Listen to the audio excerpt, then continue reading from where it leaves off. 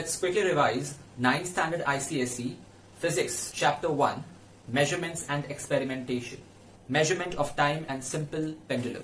A simple pendulum is defined as a heavy point mass, which is known as a bob, suspended from a rigid support by a massless and inextensible string. This is a very ideal case because you can't really have a massless string and we can't have a heavy point mass. The mass always will have some volume at least. This is the main position. When you give it energy, it will move to one extreme and then it will oscillate to the other extreme.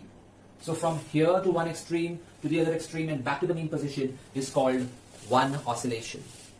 Now the period of time taken to complete one oscillation is called the time period, and the number of oscillations completed per second is called the frequency, and frequency is always 1 upon time period. Now the maximum displacement between the mean position and the extreme position is called amplitude, which is measured in meters as the SI unit. Also, the effective length of the pendulum is not equal to the length of the string, rather it is equal to the length of the string as well as the radius of the bob. So it's the distance between the point of suspension to the center of gravity of the mass or the bob. That is called the effective length, and this length affects the frequency and time period of a pendulum. The pendulum's frequency or time period is independent of the mass of the bob. It is independent of the amplitude. No matter what the amplitude of the oscillation is, the time period remains the same. The time period depends only on two factors: the effective length of the pendulum and the acceleration due to gravity. Let's see how these two factors influence the time period of a simple pendulum. There is no direct relationship between length and time period, but there is a relationship between length and square of time period, which can be mathematically written as square of time period is directly proportional to length. Yes, as the length increases, the time period of oscillation will increase and the frequency will decrease, but that is not directly proportional, which means if the length is doubled, the time period won't be doubled. In fact, if the length is quadrupled, then the time period is only doubled because of the square involved here. This can also be written like this: time period is directly proportional to square root of length. And this is the observation through experiments. So if you notice, the ratio is always a constant, which proves that they are directly proportional. If we plot these points on a graph where we have time square on the y-axis and length on the x-axis, we could see a straight line because they are directly proportional. And the slope of this graph is very useful. Now, it has been found empirically that when you substitute the proportionality sign with equal to sign, the constant of proportionality introduced in the equation, that is 4 pi square upon g, is a constant which is the slope of this graph. If you cross multiply, we get this equation, which means that we can find the value of g at any place on earth, in fact on any heavenly body, by using this formula where 4 pi square value has a fixed value. Another way to write this will be 4 pi square upon t square upon L in the denominator, the reciprocal in denominator. This is nothing but the slope of the graph. We don't have such calculations in our syllabus. We just have calculations based on this formula, where out of 1, 2 and 3 variables, 2 variables will be given. Let's say g and L is given, and we have to find the value of time period. Or if time period is given, we have to find the value of length.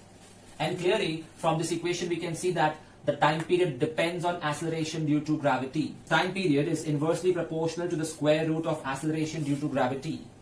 That means more powerful the gravitational force, less will be the time period and more will be the frequency of oscillation. That is why at the poles the time period is less compared to at the equator, because you see the acceleration due to gravity is slightly more at the poles compared to at the equator. Another interesting thing to talk about is what happens when you stand on a swing. If a person is sitting, then the effective length of the pendulum is from the point of suspension to the center of gravity, this much. But when you stand, the center of gravity rises, so the effective length of the pendulum decreases, so your frequency increases, so you're able to oscillate faster. Also, if a pendulum is made up of steel or brass, due to thermal expansion during summer, the effective length may increase, due to which the time period will also increase, making it slower. And during winter, the pendulum will become faster. That is why we use alloys like Invar, which show negligible thermal expansion due to change in weather. Finally, what is a seconds pendulum? If you substitute the values, 2-second pendulum, 4 into pi square, which is 3.14 into 3.14, into L upon G, let's take it as 9.8. Cross multiply, and finally, if you calculate the length, it will be approximately 1 meter on Earth. Which means a 1 meter long pendulum has a time period of 2 seconds and a frequency of reciprocal of 2, half hertz. Such a pendulum is called a seconds pendulum. Physics Chapter 1C, Measurement of Time and Simple Pendulum. A simple pendulum is a heavy point mass known as a bob, suspended from a rigid support by a massless and inextensible string, which is quite impractical. How can a bob be massless? That's not possible, and every string is slightly elastic. But this is an ideal definition. Practically, you won't find such a pendulum. The note can be cancelled. Now there are some definitions. First of all, an oscillation. What's that? Well, if you start from the mean position, and if the bob moves to one end, then the other end, and comes back to the mean position, that is called one oscillation. The time taken for one oscillation is called the time period, whose SI unit is second. Number of oscillations in 1 second is called frequency, which is measured in hertz. Now remember the relationship that frequency is a reciprocal of time period and vice versa. The amplitude is the maximum displacement of the bob from the mean position on either side. So say the bob reaches up to maximum this level. So this is, let's say, 3 centimeters. So that's the amplitude of this oscillation. The effective length of a pendulum is the length between the rigid support point and the center of the bob. So the effective length of a pendulum is not just the length of the string. Even this radius of the bob would be included in calculating the total length, which may be very small, but it makes a difference in calculations. Now, how do we measure the time period of a simple pendulum? Well, theory is cancelled. Imagine we do an experiment. We oscillate the bob, we have a stopwatch, and we calculate what is the time taken for its oscillations at different lengths. You would notice that for shorter lengths, it oscillates quickly.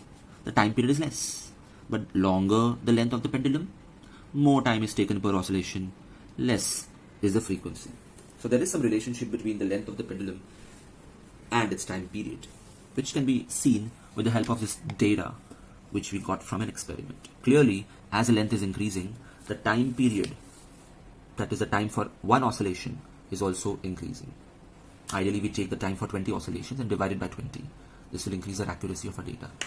Now, there is no direct relationship between them, but if we square the time period, we would see that the length and the square of the time period are directly proportional because their ratio is a constant. If we plot this as a graph, we get a straight line. That is, if we plot t square versus length along the x-axis. This means that the square of time period is directly proportional to the length, or you can even say the time period is directly proportional to the square root of the length of the pendulum.